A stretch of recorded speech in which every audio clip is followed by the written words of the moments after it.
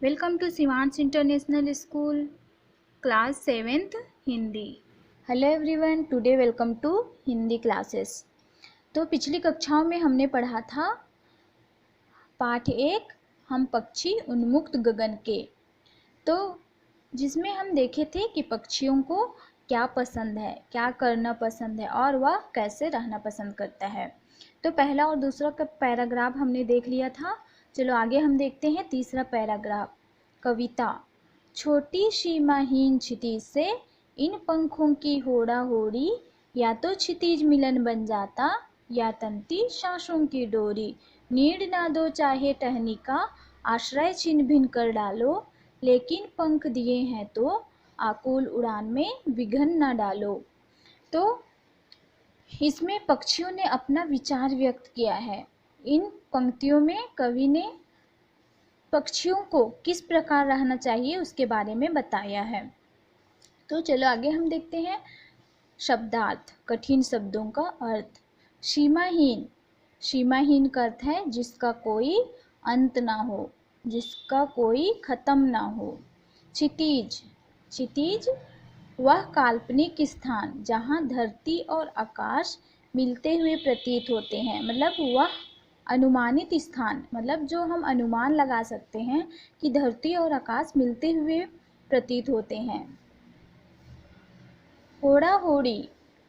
होड़ा होड़ी का अर्थ है प्रतिस्पर्धा, मतलब वह स्थिति जिसमें दो या अधिक व्यक्ति एक दूसरे से किसी काम में आगे निकलने के लिए प्रयत्नशील हो, मतलब एक दूसरे से आगे निकलने के लिए कंपटीशन करते हैं और कंपटीशन कर रहे हैं, करने के लिए वे प्रयत्नशील हो, हमेशा क्रियाशील हो।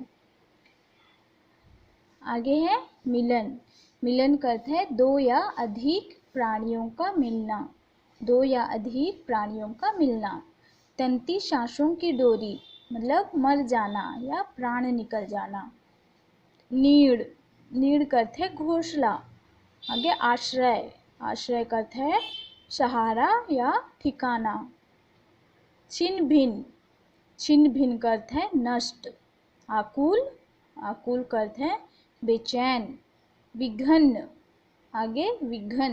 विघ्न का अर्थ है व्यवधान या रुकावट पैदा करना। तो संदर्भ हमने जो पहले देखे थे वही होगा। प्रस्तुत पंक्तियाँ हमारी पाठ्यपुस्तक वसंत के हम पक्षी उन्मुक्त गगन नामक पाठ से लिया गया है, जिसके कवि श्री शिवमंगल सिंह सुमन द्वारा लिया गया है। आगे हम देखते हैं प्रसंग। प्रस्तुत पंक्तियाँ श्री शिवमंगल सिंह सुमन द्वारा रचित कविता हम पक्षी उन्मुक्त गगन के नामक कविता से लिया गया है। इन पंक्तियों में पक्षी आज़ाद रहने की इच्छा व्यक्त कर रहे हैं। इन पंक्तियों में पक्षी आज़ाद रहने की इच्छाओं को व्यक्त कर रहे हैं। तो आगे देखते हैं व्याख्या या अनुवाद। होती सीमाहीन क्षितिज से इन पंखों की होड़ा होड़ी। इन पंक्तियों में पक्षी कह रहे हैं कि अगर वे आज़ाद होते तो उड़ते उड़ते आकाश की सीमा ढूंढने निकल जाते। अगर जो पक्षी है जिसको हम बंद करके रखे हैं वो पक्षी आज़ाद होते तो उड़ते उड़ते आकाश की सीमा निकलने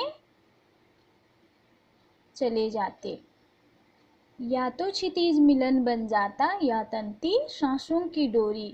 अपने इस प्रयास में या तो वह क्षितिज के आखिरी छोर तक, धरती और आसमान के आखिरी छोर तक पहुँच कर ही दम लेते या अपने प्राण को त्याग दे देते।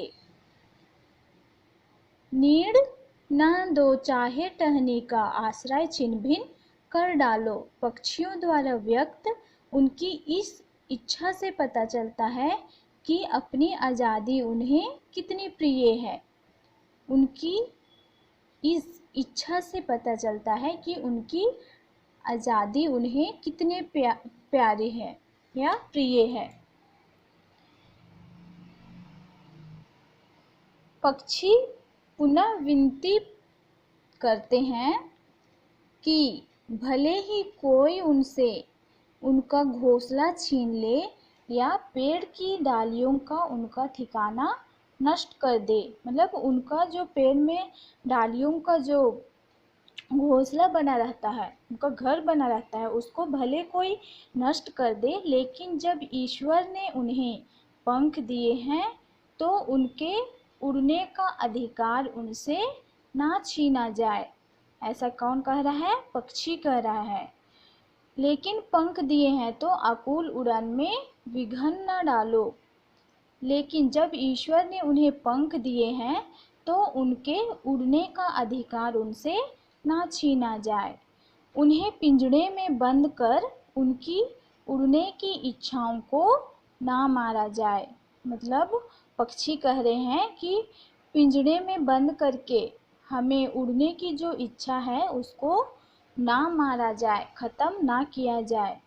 उनकी आज़ादी उनसे ना छीनकर उन्हें अंतहीन आकाश में उड़ने दिया जाए। मतलब उनकी आज़ादी को छीनना नहीं चाहिए और आकाश में जिसका कोई अंत ना हो उस आकाश में उड़ने के लिए दिया जाना चाहिए। तो इस प्रकार से चिड़िया ने अपने विचार को यहाँ व्यक्त किया है। तो चलो आगे हम देखते हैं क्वेश्चन आंसर, प्रश्न अभ्यास। आगे हम देखते हैं प्रश्न अभ्यास कविता से। इसमें क्वेश्चन नंबर पहला है, हर तरह की सुख सुविधाएं पाकर भी पक्षी पिंजरे में बंद क्यों नहीं रहना चाहते। मतलब सभी प्रकार की सुख सुविधाएं, मतलब उनको दाना पानी मिलने के बाद भी पक्षी पिंजरे में रहना क्यों पसंद नहीं करते हैं। दूसरा क्वेश्चन है, पक्षी उन्मुक्त रहकर अपनी कौन कौन सी इच्छाएं पूरी करना चाहते हैं। तो पक्षी जो है आकाश में फ्री रहकर भी अपनी कौन कौन सी इच्छा को पूरा करना चाहते हैं, है ना। आगे तीसरा नंबर है, भाव स्पष्ट कीजिए। मतलब इसका अर्थ लिखना है। या तो क्षितिज मिलन बन जाता या तंती सांसों की डोरी, जिसमें हम तीसरा पैराग्राफ में देखे थे अर्थ। या तो क्षितिज मिलन बन जाता या तंती सांसों की डोरी। तो इस पद का अर्थ लिखना है ना। कविता से आगे नेक्स्ट क्वेश्चन, क्वेश्चन फर्स्ट, बहुत से लोग पक्षी पालते हैं, है ना। बहुत सारे लोग पक्षी पालते हैं ना घरों में।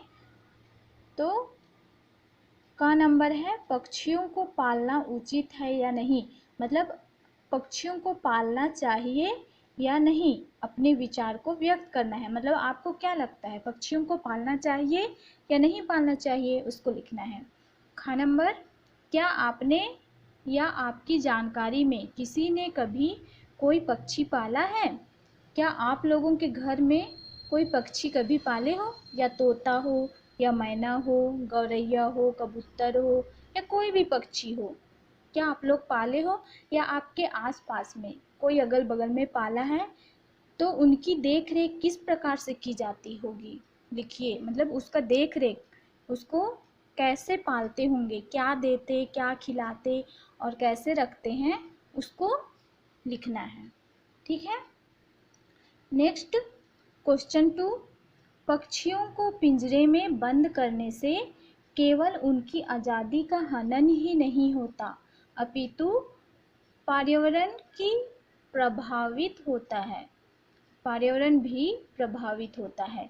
इस विषय पर 10 पंक्तियों में अपने विचार लिखिए। मतलब पक्षियों को पिंजरे में बंद करने से केवल उनकी आज़ादी का हनन ही नहीं होता, मतलब उनकी आज़ादी केवल ख़त्म नहीं होता है, बल्कि पर्यावरण भी प्रभावित होता है। जो हमारे आसपास के पर्यावरण है ना, वो भी प्रभावित होता है। इस विषय पर 10 पंक्तियों में अपने विचार लिखना है ना।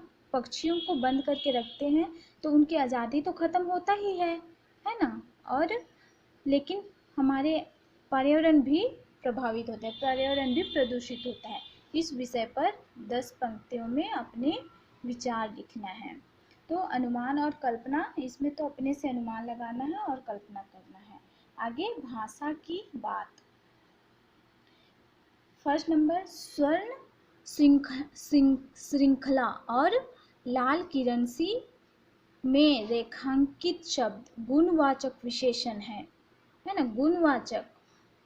इसमें स्वर्ण में गुणवाचक है, लाल में गुणवाचक है, मतलब इसमें कलर है। स्वर्ण मतलब इसमें स्वर्ण में क्या गुण होता है।